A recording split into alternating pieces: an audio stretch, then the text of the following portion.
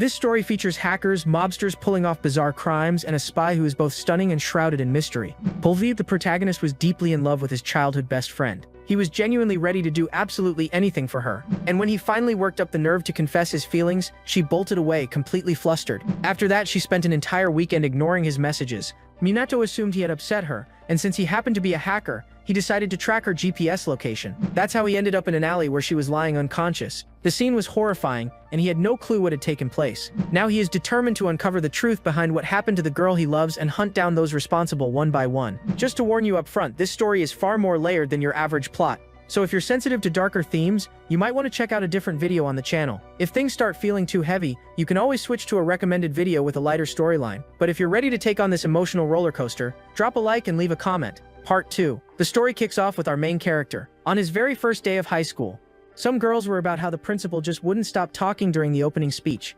Meanwhile, Minato was standing behind them holding his phone, and with just a slight shake he managed to hack the big screen behind the stage. Suddenly a video appeared showing the principal watching inappropriate content inside his office. Yep, it was basically webcam footage recorded right there in the principal's room. Everyone burst into laughter while others found it downright disgusting. When the principal turned around, he immediately saw what was being projected. They even pointed out that his mouth looked, well, you already know what they meant. Yeah, not his proudest moment. Minami started shouting, clearly grossed out by the whole thing, and the moment she glanced at her best friend, she instantly knew he was behind it. Minato simply told her to keep quiet, and with an annoyed expression she asked how he could even pull something like that off. Later on they were walking home together. Minami mentioned that he would probably get expelled because of what he did, but Minato confidently replied that he would never get caught since he was an elite hacker. He explained that he had integrated a gyroscope into his app, allowing him to hack systems just by shaking his phone. He also argued that the principal deserved it for watching that kind of content at school. Still, she was upset, and he kept trying to calm her down. Then Minami suddenly grabbed his cheeks and started pulling them. She told him that while he was incredibly talented, he should use his skills for good, and she truly believed he could become a real hero someday. Instead, he was wasting his abilities on dumb pranks. What a total waste. The guy turned bright red as she kept tugging on his cheeks. Bro is getting bullied and loving it, so he just said he would think about it. Right after that, she turned around and gave him an adorable smile, saying she'd be happy if he became a superhero. He had known her since they were little kids, and all he wanted was to finally confess his feelings. Later, Minami stopped by his house and started playing with the dog. Minato asked if she remembered that her birthday was coming up in a few days. His mother interrupted, thanking Minami for always coming over to help take care of the dogs. She even laughed, saying Minato was so forgetful that he never remembered to feed them. He was nothing like Minami, who was kind and attentive, and the girl seemed pleased hearing that. His mother even added that if it weren't for Minami being his friend, he probably wouldn't have any friends at all. With a mom like that, who needs enemies? She absolutely destroyed him. While walking the dog, Minami commented on how amazing Minato's mom was. Meanwhile, he kept staring at her, searching for the perfect moment to confess. She turned back and noticed he was completely distracted. Then she attached a pendant to the dog's collar, revealing it had the initial of her name. She hugged the puppy, saying it looked incredibly cute. Joking around, she mentioned that the pendant carried both her initial and his, and then handed Minato another one with the letter M. She suggested he could attach it to his phone, just like she did with hers. At that point, he was completely smitten, because that was basically a couple's charm. Yeah, my guy already planned the wedding in his head. She even asked to borrow his phone so she could attach the charm for him. Minami said she had seen that pendant being used by a famous K-pop singer. Once she finished, Minato accidentally blurted out loud that this was the perfect moment to confess. Hearing that, Minami was caught off guard, since he had said it out loud without realizing. He then asked why she was making that face. At that moment, Minato froze, realizing he had actually said those words out loud. He quickly stood up, repeatedly apologizing. Minami was just as shocked, guys. She definitely hadn't seen that coming. Little by little, she stepped back in disbelief, then said she needed to go home because something important had come up. This dude waited for years to confess, only to fumble it in the worst way possible. Truly a legendary choke. Later on, he sent her countless messages, but Minami didn't reply. He even started thinking that maybe she was upset with him. She's obviously avoiding me, the boy kept telling himself. He tried calling her multiple times, but she never picked up. Then suddenly someone else answered, saying that the phone belonged to a girl named Minami. He couldn't understand why a stranger had her phone. And just like that, the person on the other end explained everything, leaving him completely frozen. Later, Minato rushed to the hospital. There, Minami was admitted in critical condition. Minato just sat there, completely expressionless. After all, the girl he had always loved was now in a coma. Behind him stood two investigators. The woman thanked Minato for coming, explaining that Minami had been hospitalized for 2 days, and they hadn't been able to identify her. Furious, he demanded to know what had happened. The female investigator said she would explain everything in detail once the family arrived, but the man beside her jumped in, saying they had found her unconscious in an alley. The woman turned to him, trying to stop him, but he insisted it was fine to share. He added that Minato seemed to be her childhood friend, though they needed to be careful about revealing confidential information. She had been left unconscious near a garbage collection area all night long, and if they had found her any later, it might have been too late. Judging by the state of her clothes and the marks on her body, it was clear she had been through something horrific. You already know where this is going. After hearing the details, the boy broke down in tears, and the investigator mentioned that the culprit was most likely a hacker. That immediately caught Minato's attention. The investigator explained that recently there had been multiple cases of hackers breaking into women's phones and blackmailing them into committing crimes. Apparently they were even live streaming these girls, and you can probably guess what kind of content those streams involved. The detective admitted he hadn't personally seen the broadcasts, but believed they were hosted somewhere on the dark web. All they knew was that the victims were left injured and bearing marks from restraints. Just like Minami, the female investigator told him to stop talking, and he apologized, admitting he had been insensitive and scratching his head as he said he was just venting. But our protagonist brought up his friend's phone. He wanted to know where her device was. Suspicious, the detective asked why. The boy said he wanted to find out what she had been doing the night she disappeared. The female investigator let out a small laugh, saying the kid was sharp. However, that kind of investigation was police work, and they were already examining the phone. But the boy argued that if the forensic process wasn't handled properly, the data could be erased. That's why it was essential to follow the golden rule and create a backup first. The investigators were highly trained. Minato assumed they had already made that backup and even asked if he could check it. With an awkward laugh, the woman said he really was clever, but they apologized, explaining they couldn't share police evidence with a civilian. Frustrated, he asked what he was supposed to do, just sit there with his arms crossed and do nothing? At that moment, he received a notification on his phone and mentioned that her parents had arrived at the hospital, so he was going down to meet them. The two investigators commented on how curious the boy was, and the woman noted that Minato seemed very responsible, but the man couldn't help feeling suspicious of him, especially since the main suspects were hackers. That night when he got home, he tried to hack into Minami's phone. Since they had connected to the same Wi-Fi before, he was able to attempt access. He adjusted some settings, but the connection was denied because the device was turned off. Even hackers are powerless against a dead battery. The scene then shifts to a flashback from several years ago, where she asks if it's true that someone called Perfect Number had hacked all those computers. Minato was the #1 fan of this hacker known as Perfect Number, but Minami brushed it off, saying it sounded like nothing more than an exaggerated rumor. However, Minato got irritated, insisting it was real, and saying that one day he would ask Perfect Number to teach him how to become a hacker on that level. Minami replied that the guy had already been dead for 14 years, but Minato refused to believe it. Just to clarify, they hadn't even properly explained what this hacker had done to become so famous, but everything related to Perfect Number was surrounded by mystery. The only confirmed detail was that he was Japanese. Minami asked if her friend truly admired that guy, and the boy nodded without hesitation. He proudly claimed to be that hacker's biggest fan, and pointed out that the man had died exactly 14 years ago, the same year they were born. Because of that, Minami teased him, joking that maybe he was the hacker's reincarnation. Fast forward to the present, and he was in his room crying. He felt like he hadn't been strong enough to protect her. The scene cuts back to the hospital. The doctors had conducted toxicology tests, but every result came back negative. The girl's mother was in tears, since more than a week had passed, and her daughter still hadn't woken up. The doctor admitted that the situation was extremely unusual. Her blood pressure was stable, and there were no signs of brain trauma. If they could at least figure out what had happened to Minami that day, they might be able to administer something to wake her from the coma. But as more time passed, the chances of her regaining consciousness kept decreasing. The boy sat beside his friend, desperately begging her to recover. Her birthday had already gone by, and he remembered the gift she had given him. Back in the classroom, the students were mocking Minami, calling her a sugar baby. News about what had happened to her had spread, and of course people started making up rumors. Some girls even claimed she had been using illegal substances. That scumbag blonde guy even said she had asked for what happened to her. But at that moment, the red-haired girl snapped, asking why that creep was staring at her. The one silently listening to everything was Minato. The blonde jerk added that he knew Minato used to hang around with that troublemaker girl. Then Minato fired back, exposing everything. He revealed that the blonde guy sent inappropriate messages to girls using fake accounts, that the black-haired girl pretended to be a college student to get drunk at bars, and that the redhead secretly met up with their married teacher at motels, and somehow, people like them still had the nerve to badmouth someone they barely knew. Yeah, the hypocrisy is insane. The blonde guy grabbed Minato angrily. What's your problem? Are you admitting you did that? At that moment, the jerk was about to throw a punch and even lunged at him. During break time, Minato went up to the rooftop. He couldn't stop thinking about what had happened to his friend, but then his phone suddenly buzzed. It was Minami's phone. And now, he finally had access to it. That instantly got him fired up. He quickly pulled his laptop out of his bag and started trying to break into her device. He needed to act fast before the police shut it down again. Within moments, he successfully accessed the phone. Since the investigators suspected she had been hacked, he began searching for traces of it. And just like that, he started digging through the data. If Minami had truly been hacked, there had to be some kind of record left behind. So he went even deeper and eventually discovered some suspicious code. On top of that, there was an app installed that she normally never used. That kind of app automatically took photos without the user knowing. Furious, he declared that he had found a lead and would go after those responsible. He connected a device to his laptop. No matter how many IP addresses the culprit used, he was going to track them down. Most likely, the attacker had infected Manami's phone with a virus, forcing her to install that application. Then he accessed the photos that the app had captured.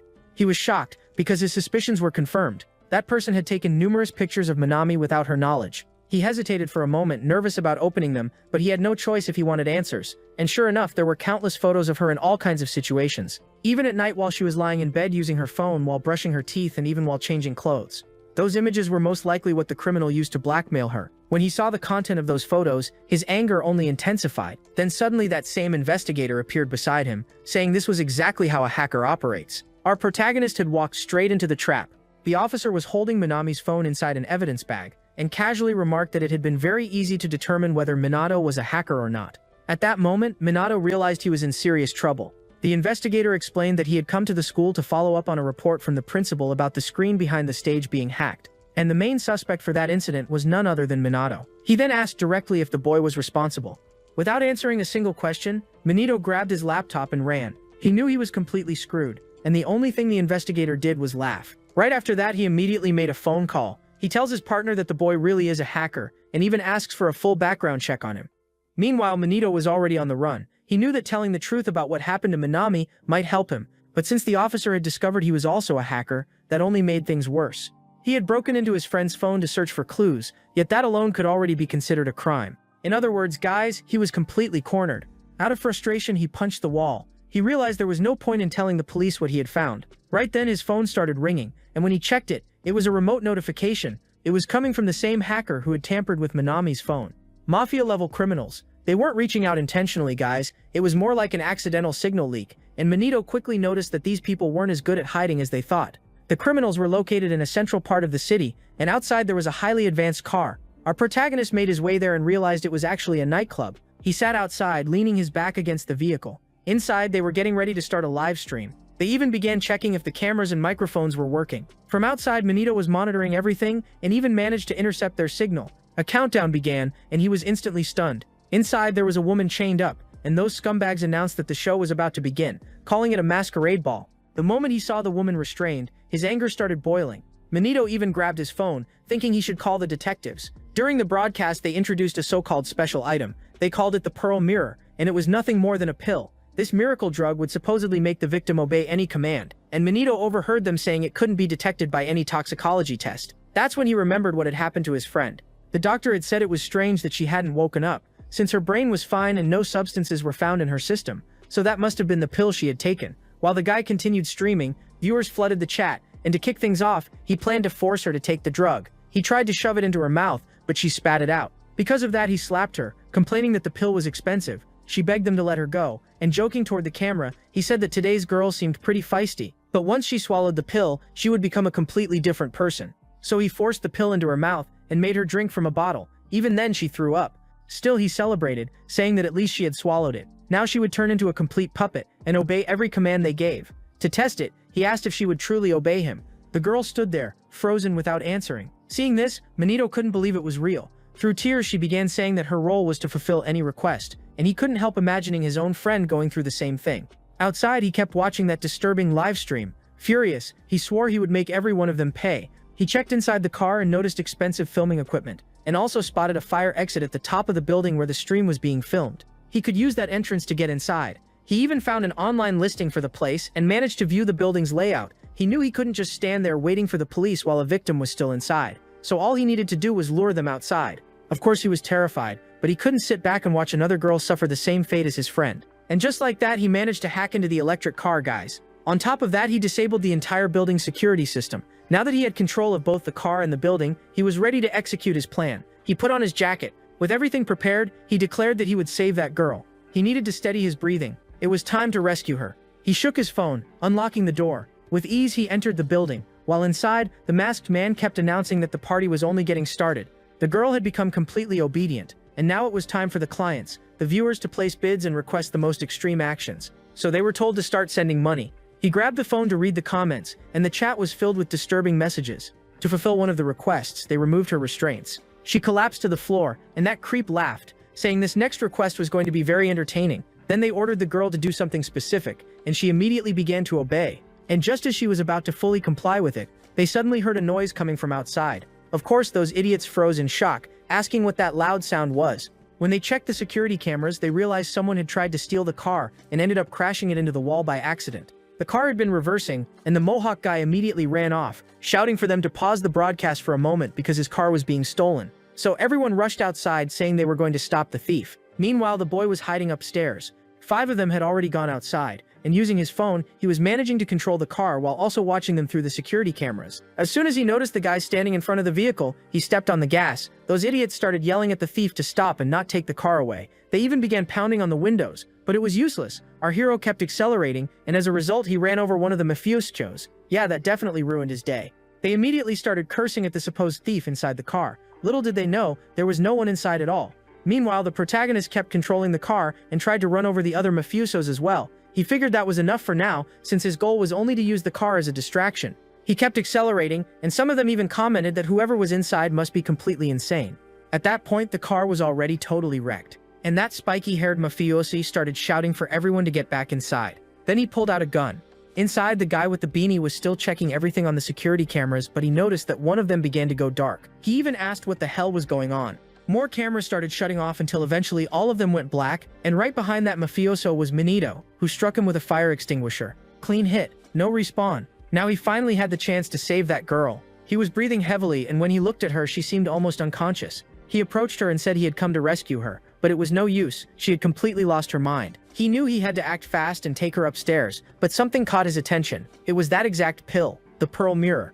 If he took that pill with him, maybe he could find a cure for his friend. So he reached out to grab it. But at that moment, the girl grabbed him. She started muttering some slurred words. He realized she was saying that her role was to fulfill requests. He told her to get off him, or he would lose the pill. But she kept trying to climb on top of him, until she suddenly grabbed his face. She said she would do anything he asked, and she spoke in a soft, almost gentle voice, but he pushed her away, telling her to get a hold of herself. She fell hard to the other side. Time was running out fast, and he needed to retrieve that medicine. But when he looked at the puddle of water, the pill was gone. He started searching everywhere while the girl kept repeating that she would fulfill all his requests. The shameless guy couldn't help but stare at her. Yeah, not exactly the time, but here we are. And when I say he stared, I'm not exaggerating. The kid was completely mesmerized, but he had to snap out of it and told her to calm down. Outside, the mafiosos were injured because of the out-of-control car. They asked if the boss was okay, and even said they should break the window and pull the driver out. One of them started hitting the car, and another mafioso walked over, telling everyone to move aside. When he looked inside, he realized there was no one there. Because of that, he shouted that it was a decoy and they needed to get back inside. However, the door was locked. That's when they realized they had fallen into a trap. Classic. The guy started cursing, saying there had to be someone inside. Meanwhile, the boy held the girl tightly and said he wanted to make a request. He asked her to escape with him. If she could grant any wish, then this one should work. But she didn't seem to understand. Right after that, she suddenly looked scared, and then she started screaming. He tried to calm her down, asking her to listen to him. He had only broken into this place to save her, but it wasn't working. So he took off his jacket and handed it to her. Little by little, she began to calm down, and he told her his name was Manito. He said he had a childhood friend named Manami. His friend had been unconscious for a week without waking up, and he had been investigating to find out what happened to her. And when he saw that this girl was going through the same thing, he had no choice but to break in and save her. He firmly grabbed her arm, saying he was only there to protect her. He asked her to cooperate because he just wanted to help. He even said he would never forgive those mafiosos and that he wouldn't let her suffer the same fate as his friend. That's why he needed her to trust him. He said all of this with strong determination. The girl didn't respond, and then started crying. She stammered that she would trust him and that they would escape together. The boy stood up and reached out his hand. Outside, the mafiosos were trying to enter the password to open the door, but it wasn't working. So their boss fired his gun. Now that the door was damaged, they could finally get in. The boss even ordered them not to let those intruders leave alive. Meanwhile, the two of them were trying to make their way upstairs. The boy heard the gunshot, and when he turned around, he realized the pill was gone. He could have spent more time searching for that medicine, but he chose to prioritize saving the girl. But right then, the large screen suddenly flickered back on. He glanced at it to understand what was happening, and at that moment, he saw footage of his friend. Manami appeared in those recordings, desperately begging to be set free. She had already taken 3 pills, yet she still refused to follow their commands. Seeing that footage made his anger boil over. The girl kept pleading for them to release her, and instead of escaping, Minato remained there, watching that horrifying video. The criminals mocked her while she cried in despair. They were curious to see how many pills she could endure. The boy collapsed onto the ground. Watching it was unbearable, yet he couldn't look away. She hadn't taken just 3 pills, but countless ones. Yeah, they really went overboard. That was the reason she ended up in that vegetative state. The man said he would let her go if she revealed who she was in love with. and poor Manito was forced to witness all of it. The mafioso insisted that if she loudly said the name of the person she loved, they would free her. The boy watched anxiously, and then she shouted to the cameras that she loved her friend Manito and wanted to spend her life with him. At that moment, he couldn't hold back his tears.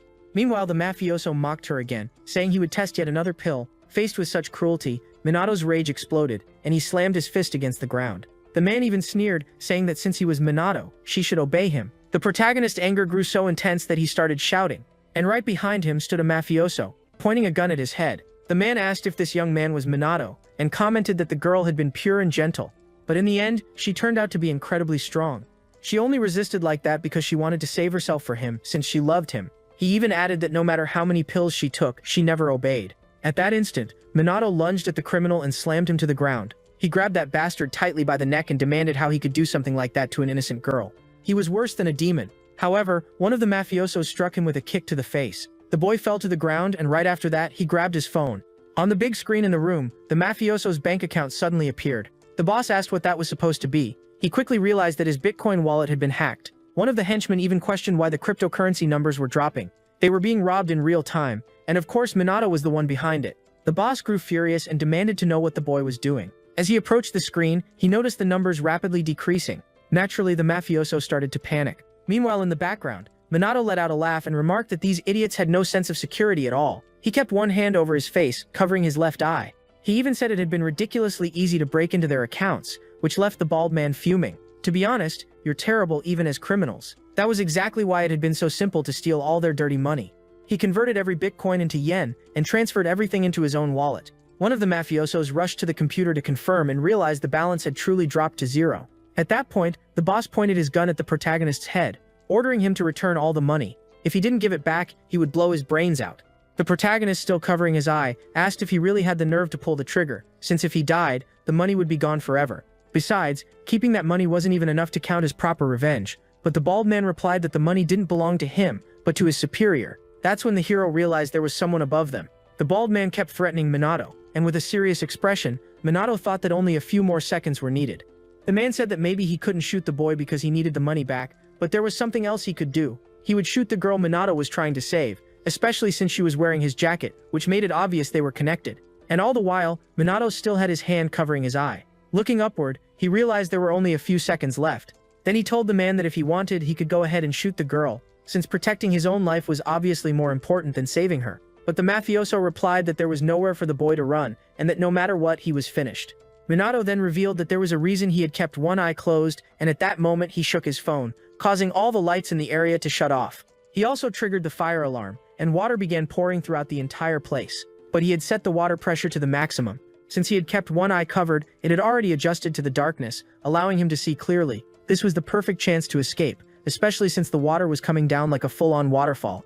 Yay, indoor waterfall, not exactly part of the decor. So he started running, searching for the girl. Within moments, he reached her. Right after that, he grabbed her tightly and whispered in her ear that they needed to leave immediately, reminding her that he had promised to protect her. Without wasting time, he pulled her along with him.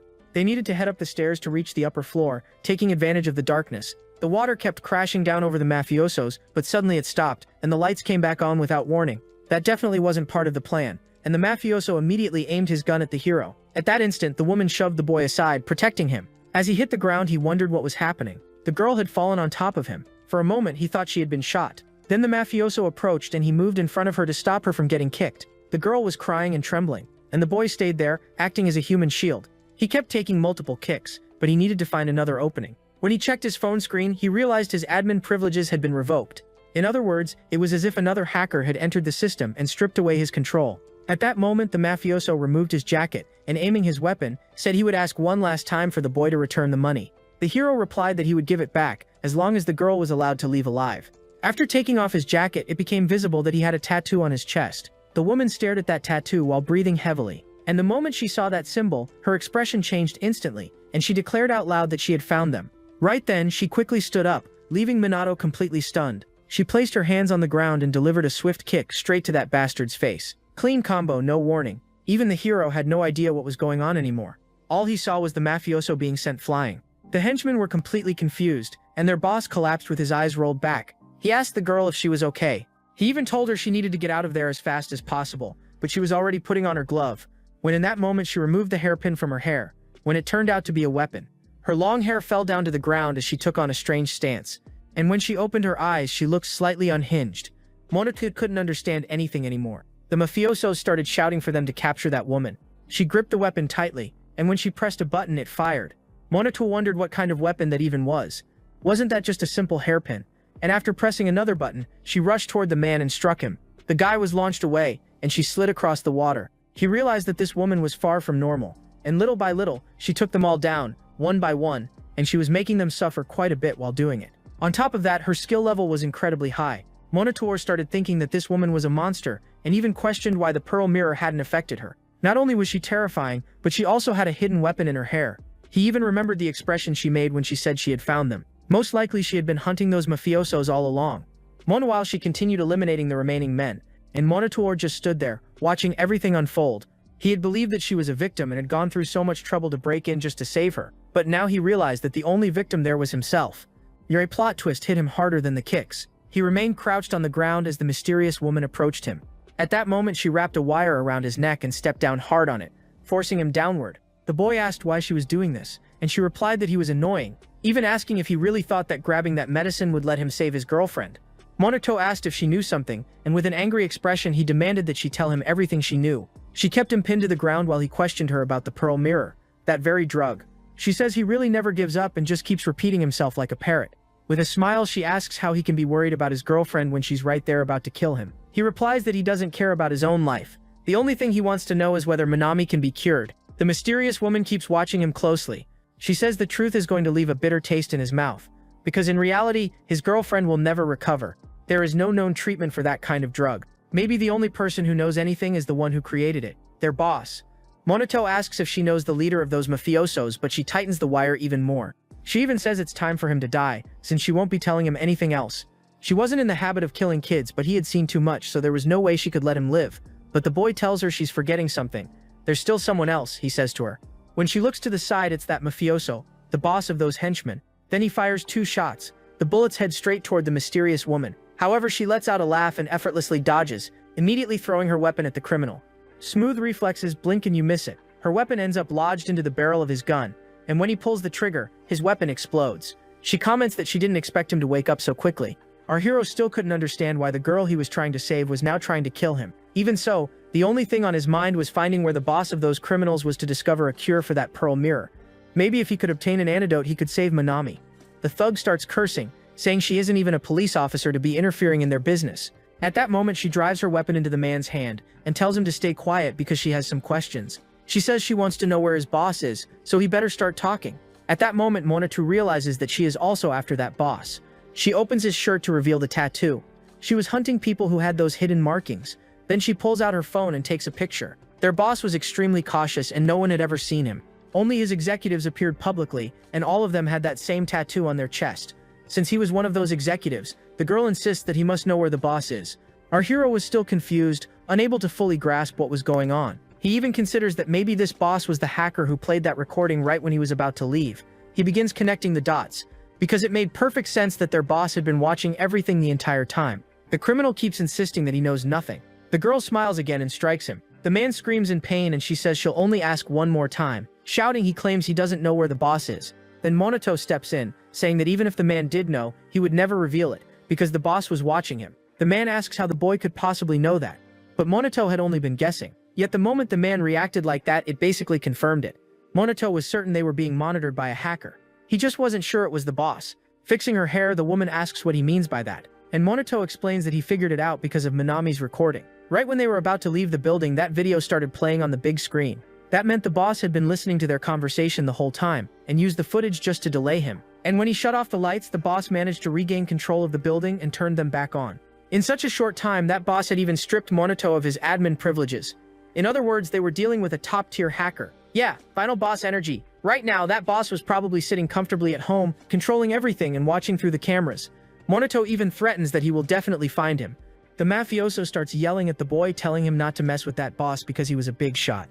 And at that moment, he suddenly collapses and dies. Minato knew this had to be the boss's doing, especially since the guy had been hit by a powerful shock. He even wonders if the man had some kind of implant controlled by the hacker boss. The girl checks the criminal's pulse and confirms that he is dead, At that moment, a bright light shines, and a child appears on the screen, introducing himself formally as the creator of the Pearl Mirror, stating that his name is Perfect Number, the same name as the legendary hacker our hero admired. But when he sees that kid calling himself Perfect Number, he says that's impossible. The scene shifts into a flashback where he was talking with Minami about this perfect number. He explains that this hacker once infiltrated a criminal organization, stole all their money, and distributed it to the poor. Her best friend was irritated, completely fed up with him constantly telling those stories. After knocking her head against his, he dropped to the floor, and she kept scolding him, telling him to stop making things up. She also pointed out that he was getting so obsessed it was starting to look like some kind of religious devotion. But to him, Perfect Number was real, almost like a god. She went on about how weird he was and insisted he should stop treating that guy like some divine being. But the protagonist argued back, saying that maybe the fans of Perfect Number really were like a religion, and he even admitted he wanted to become a hacker, a true hero just like him. Minami, however, countered that hackers were nothing more than thieves. The boy disagreed. Whenever he tried to act like a hacker, he would always ask himself what Perfect Number would do. Back in the present, he found himself face to face with the one claiming to be Perfect Number. But the protagonist snapped at the kid, telling him not to mess around with him. No way that brat was the real Perfect Number. He even pointed out that Perfect Number had disappeared 17 years ago and was definitely no longer a child. The girl stayed silent, while the boy remarked that Minato seemed to know quite a lot about this hacker. Then the so-called Perfect Number began altering his appearance, asking if looking like an older man made him seem more believable. Right after that, he kept shifting into different people one after another, casually stating that his appearance didn't matter since he could become anyone in the world. Honestly, shape-shifting like it's a character customization screen. According to him though, the form he liked most was that of a child, simply because he found it cute. Minato insisted there was no way this guy could be the real Perfect Number. Meanwhile, the mysterious woman commented that this hacker was quite intriguing. Perfect Number then called the protagonist by his full name and even said he wanted the boy to work for him. He offered to turn Minato into one of his executive agents and even give him the secret formula of the Pearl Mirror. Hearing that, Minato became furious and declared he would never join him. "There's no way I'm working with the guy who put Minami through all that." He also pointed out that many hackers had already claimed to be Perfect Number before. No matter what name this guy used, he would still be inferior to the real Perfect Number. Because of that, Minato swore he would expose him. The boy laughed and immediately began locking all the doors, sealing the entire building. They looked around in shock, realizing there was no escape anymore. The boy rushed over and started trying to open the door. Meanwhile, the black-haired girl laughed, commenting that this trap actually seemed kind of fun. Yeah, she's definitely built different. Over the loudspeaker, the boy kept taunting the protagonist, announcing that in 5 minutes the entire building would explode.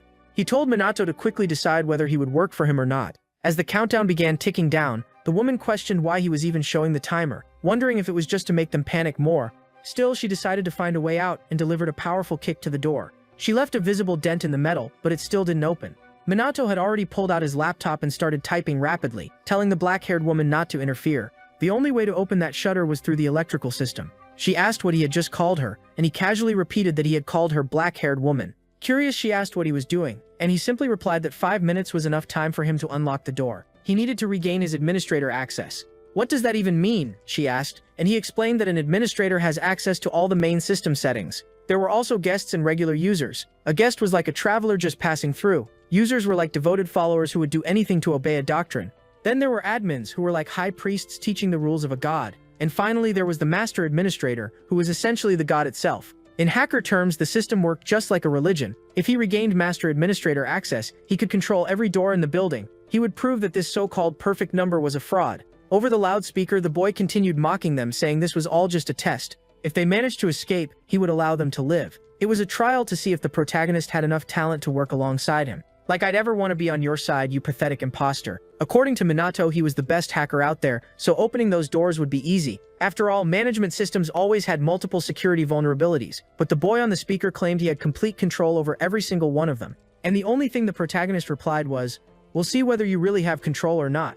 Just like that, he obtained master administrator access, and the boy was visibly surprised. The symbol changed from an S to a hashtag, with the hashtag representing maximum privileges, while the S indicated a regular user. So basically what he needed was hashtag level access, since that would grant him complete control over the building. In other words, it was like holding the mark of a god.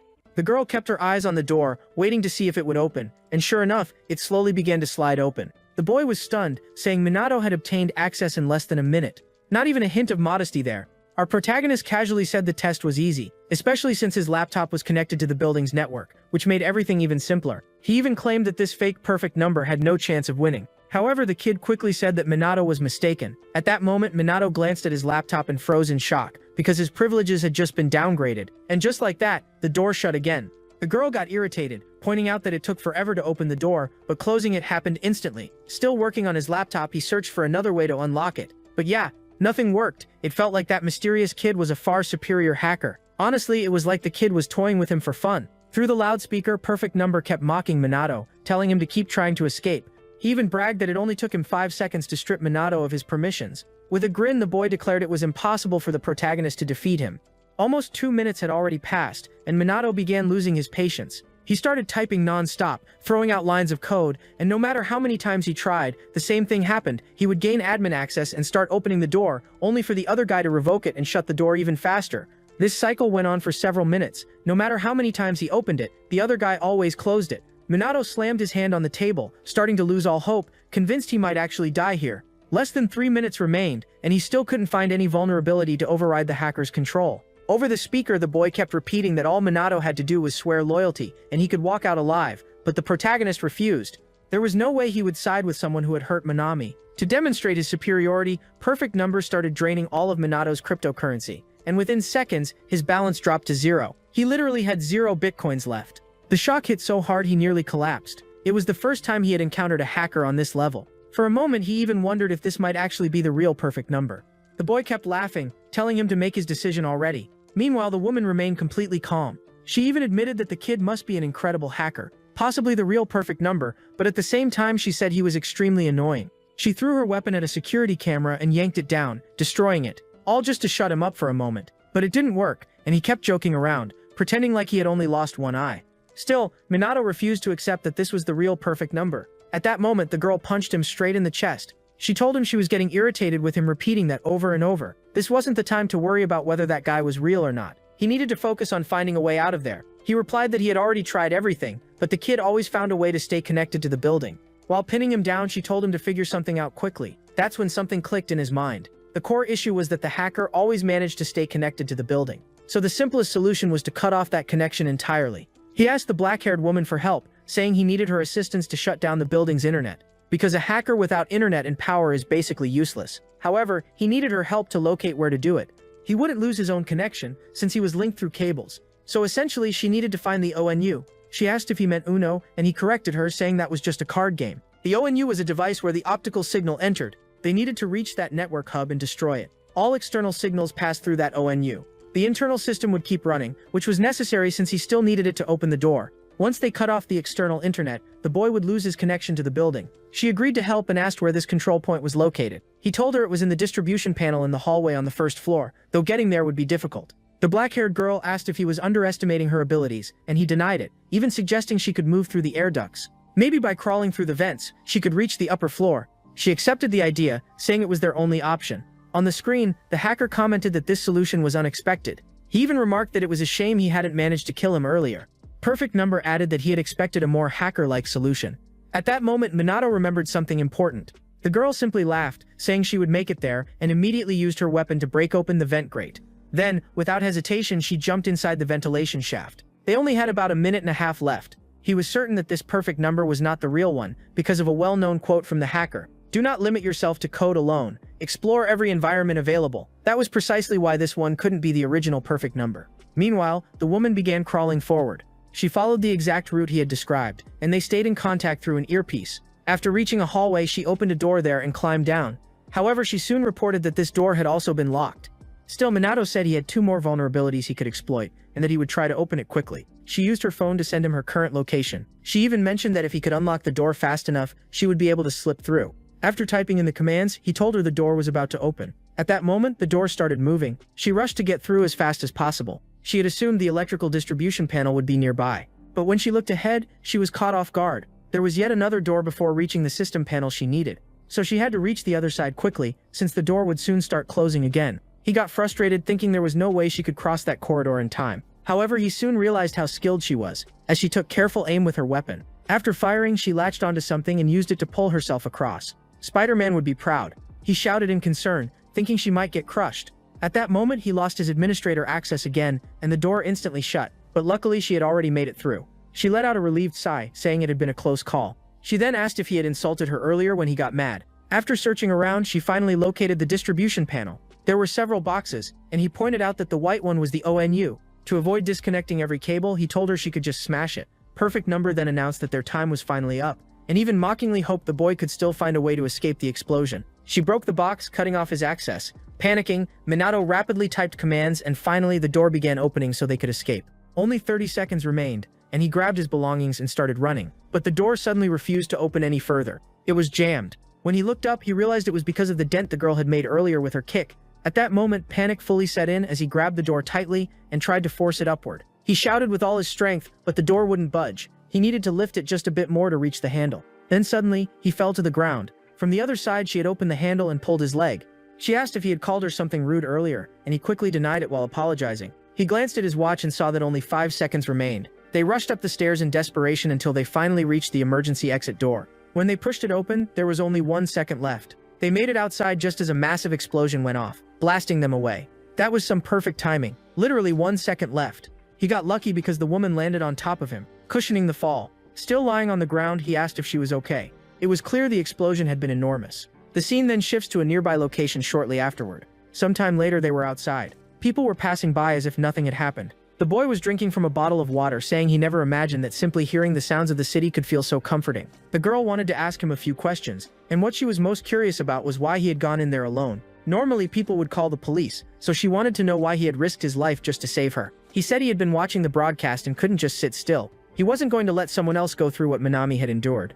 The girl said she didn't know whether his decision had been right or wrong, but thanks to Minato, she had managed to see the mastermind's face. Even if it wasn't his real appearance, it was still a major clue. She added that if the police had shown up, the mastermind, the hacker, would never have revealed his face. The protagonist felt a bit down because he hadn't managed to recover the medicine. He wanted to know its ingredients so he could save his friend. Then the girl pulled out a hidden stash and showed him a small bag containing 2 pills. He asked how she had managed to hide them, and she explained that it was when she pretended to be drugged. He asked her to hand over the pills, however she said she already knew what they were made of. They were basically composed of wheat flour, though he didn't believe that. He argued that there had to be other chemical components causing those effects. She agreed that there probably were. However, this substance was far from harmless. Even if it was made from wheat flour, there had to be some unidentified compound mixed in. This drug was extremely potent and worked almost like a brainwashing agent. That's why the only way to figure out how to return his girlfriend to normal was to track down Perfect Number. She ended up in that comatose state because she had taken several of those pills. Normally, a person only needs to take a single pill to turn into a complete zombie.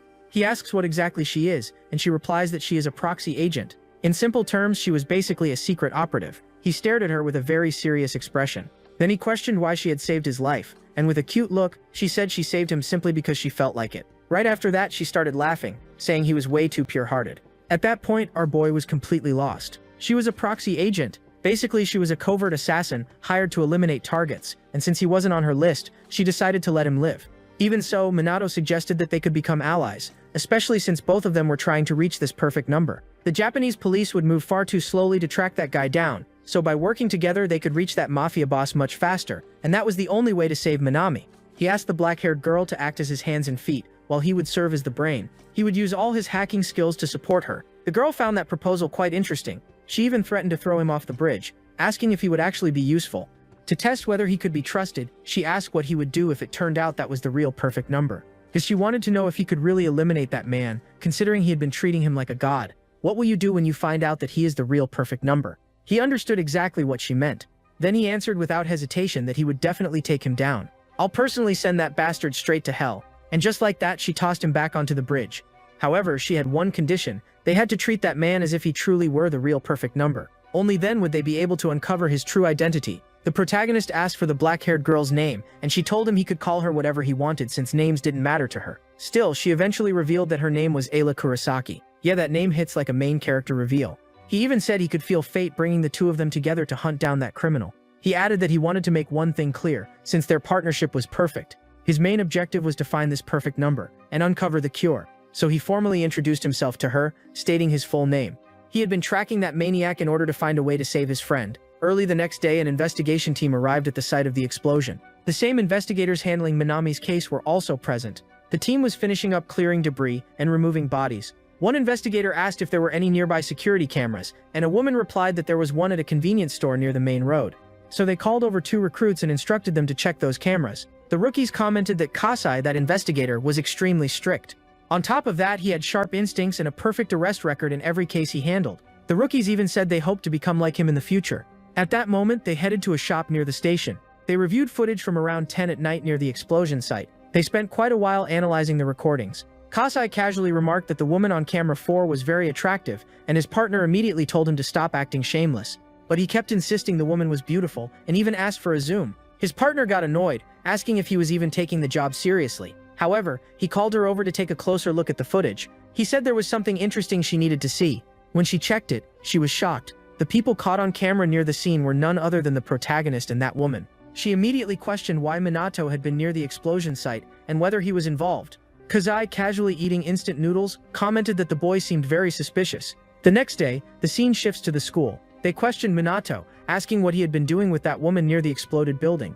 The protagonist looked uneasy, with a bandage on his face. He hadn't expected to be caught on security cameras. He wondered if he should cooperate with the investigators and tell them everything he had discovered, but that might only make things worse. He also knew that this investigator wouldn't be easy to shake off, so he simply made up an excuse, saying he had been trying to flirt with girls, since that area was full of clubs where it was easy to meet women.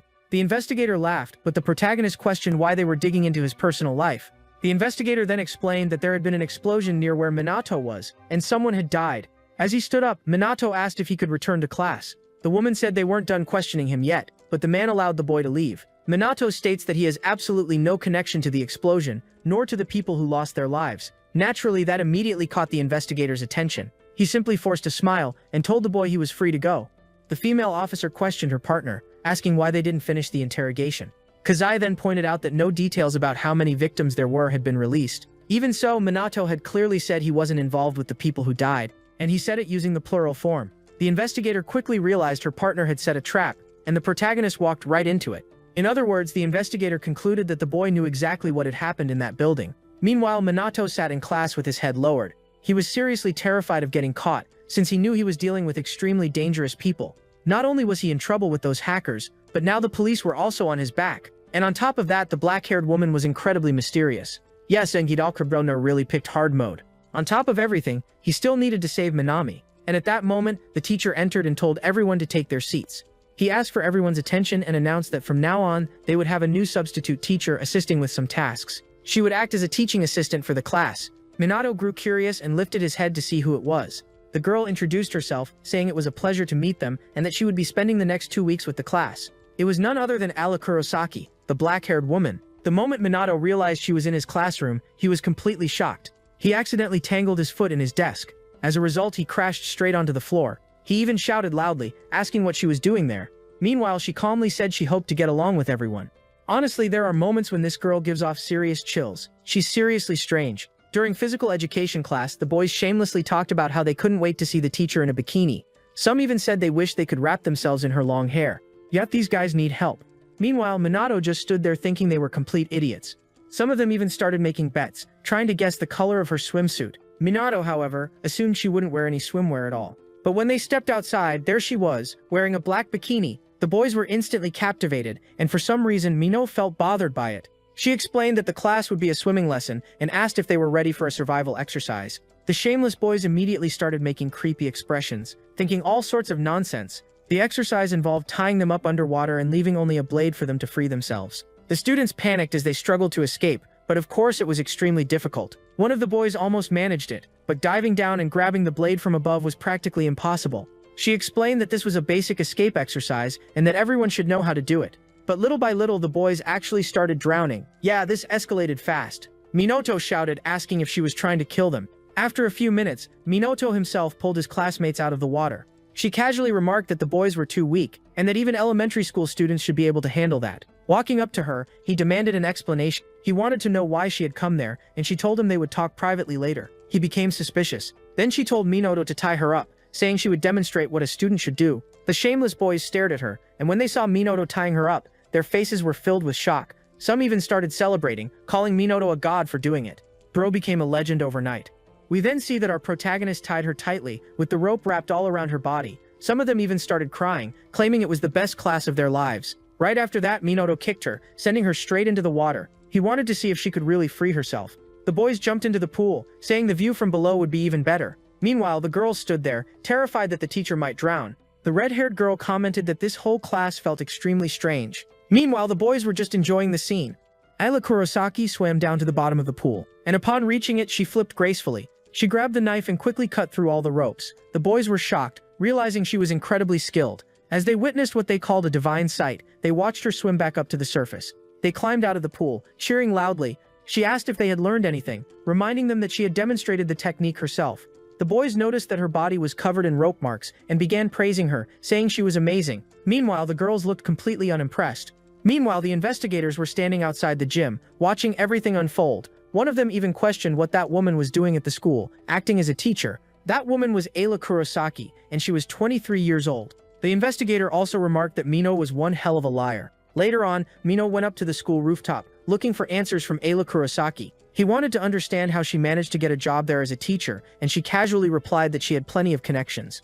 Alright, you already explained how you pulled it off. Now I want to know why. Why did you decide to sneak into the school as my teacher? He even admitted that he was already in deep trouble since the police were watching him, and things would only get worse if they found out she was also working there. However, she suddenly struck him, slamming the boy hard onto the ground. The hit was no joke. She told him that dealing with problems like that was his responsibility, since he was the brains of their partnership. She, on the other hand, specialized in action, so she didn't need to worry about those matters. But he argued that if she kept acting recklessly, there would be nothing he could do to help them. She kept staring at him intensely, and at that moment he noticed someone behind them. It was the red-haired girl. Ayla Kurosaki needed to improvise, since the situation was impossible to explain normally. So she suddenly claimed that the boy had been stalking her. The redhead questioned why the teacher was on top of a student. She even said she found it strange that the door was open, which was why she walked in. Minot had forgotten to lock it, and that's how they got caught in that situation. Then Ayla started saying that the student had been staring at her during swimming class, and later begged to buy her bikini for 100,000 yen. Our hero was about to protest, but she leaned in and whispered for him to play along. The redhead kept staring, and he knew he had to go with it or she would start spreading rumors. So he admitted that yes, he had offered 100,000 yen since it was a very beautiful bikini. The girl looked at him with pure disgust and called him trash. In the end, she just walked away. Clearly annoyed, Minot asked why she had to name such an absurd price for the bikini. He even told his partner that the red-haired girl was secretly involved with one of the teachers. Ayla Kurosaki found the students at that school quite fascinating, especially because many of them had dark secrets. Then she revealed that she infiltrated the school because one of the viewers from that previous incident belonged to the faculty. One of the people who had been sending messages to that criminal was connected to this school, so one way to get closer to the perfect number was to identify who had been invited to that broadcast. The protagonist recalled the investigator mentioning that those broadcasts were streamed and stored on the dark web. Ayla Kurosaki believed that the person involved in the broadcast was just an ordinary guest, but likely one of the higher-ups, and that individual might even be responsible for selecting the girls who went through that process. She even commented that the school was extremely disturbing, and when he hesitated, he angrily asked who it was, saying he wanted to go after that person. However, Ayla explained that they still didn't have solid information to track them down. She said it was probably one of the teachers, someone responsible for turning the girls into food for the broadcast. Yeah, that's beyond messed up. She also mentioned that she recognized Manami. She had been browsing those illegal communities to infiltrate the group, and that was when she came across one of Manami's images. At that moment, she showed it to the protagonist. He looked at the image. It was exactly the same picture that had been taken through the phone virus. Or he asked who had sent that virus to the girl, and she told him to stop yelling since they still didn't know anything for sure. She then asked if there was something in the image that seemed off to him. At that moment, he examined it more carefully. He realized that it was the school's locker room. That meant the person who sent the virus was probably someone very close to the girl. Still at the school, he grew furious, imagining that Manami had been turned into food, or rather content for that live broadcast. So what they needed to do now was figure out where that photo had originated. Ayla Kurosaki explained that there was a community called Sleeping Forest. It was a group used to share religious material, and it was managed by one of the teachers. He asked if that meant it was part of some kind of twisted cult. Meanwhile, the scene shifts to one of the teacher's rooms. He was lying on the lap of that red-haired girl. Yeah, this guy is already suspicious. She asked if he was taking pictures of her, since she didn't allow that, but he told her to relax because she wasn't visible in the photo. We then see that he was sending a picture to someone, and that person asked about her age, and that basically confirms he's the creep involved with that disturbing religion. And with that, we reach the end of the first part of this video. If you enjoyed it, drop the keyword hacker protagonist in the comments. The more comments you leave, the faster I'll bring you the continuation. I'm setting a goal for you all to hit. The last video we uploaded reached its target really quickly, so I'm already starting production on part 2 for you. I'll leave 2 recommended videos from the channel that I'm sure you'll enjoy. So I'll see you over there, and that's it for now. Thanks, and see you next time, everyone.